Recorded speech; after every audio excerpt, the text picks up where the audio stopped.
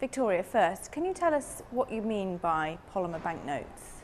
So polymer banknotes are used in over 20 different countries at the moment. Polymer is a material, what we call a substrate, that the notes are printed on, and it starts life as a very thin film. Then that's opacified by putting ink on it, usually a white ink, and it's using that ink that we can create what we call the windows. So in a polymer banknote, you'll quite often see a clear space with the window. So that's the clear film coming through, and this is the ink around it. So polymer banknote is just a banknote made on a different type of substance to the cotton paper that people are used to. And what's the advantage of having the clear area, the window?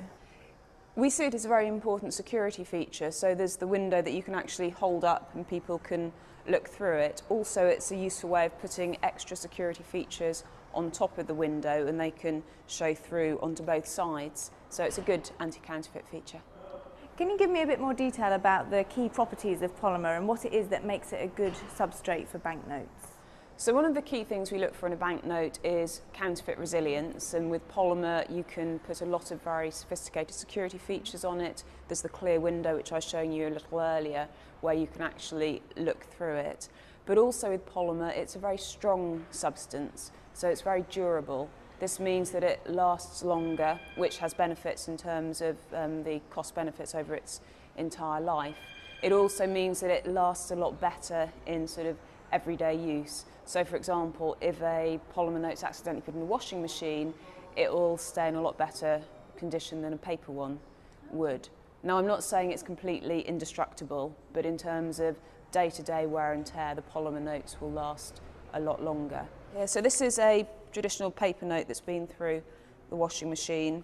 As you can see, it's become very faded and the hologram is incredibly difficult to use. The polymer note, there are some slight creases in it, but no fading, and the hologram is still working very well. These two notes were put in the same washing machine at the same time, and that's the difference. I understand that the bank's conducting a public consultation programme about polymer banknotes. What will people be able to see if they come and find you at one of your regional events? One of the things that we're really keen to do is to show people actual polymer notes. It's very difficult to explain, even on a vodcast like this, what exactly a polymer note feels like. So we've actually made some Bank of England notes in polymer using the current design. For example, I've got one here with Elizabeth Fry on. So the design stayed the same, but it's on polymer, so we'll give people a chance to feel the notes. They'll be able to see the windows, but without being distracted by different pictures or characters and things. And they'll begin to see that actually you can have a polymer note that looks very similar to the current ones, using historical characters. So it'll show people that we can also have the raised print, which we know that people see as an important feature. So it's really to help people understand what polymer notes would feel like. And I think one thing that surprises some people is how flexible polymer is. They think, oh, plastic banknotes, are they going to be thick? But no, they're actually very flexible, easily fit into wallets and fold up. And where might people have seen or heard about polymer banknotes before?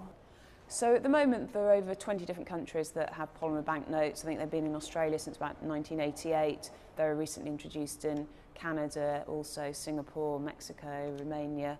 So quite a lot of people either on work travel or holiday might well have used polymer notes. What about the environmental impact of polymer banknotes? Is it different from paper? We actually commissioned an independent study to look at the environmental impact because we know that a lot of people are concerned about the environment. So we wanted to make sure that even if we were going for something that we thought was good in terms of counterfeit resilience, cleanliness, durability, there weren't any adverse effects on the environment. The independent study that looked at the whole sort of life cycle assessment of polymer, so from the production right through to destruction, found that actually polymer banknotes were more environmentally friendly than paper in pretty much every stage of the process.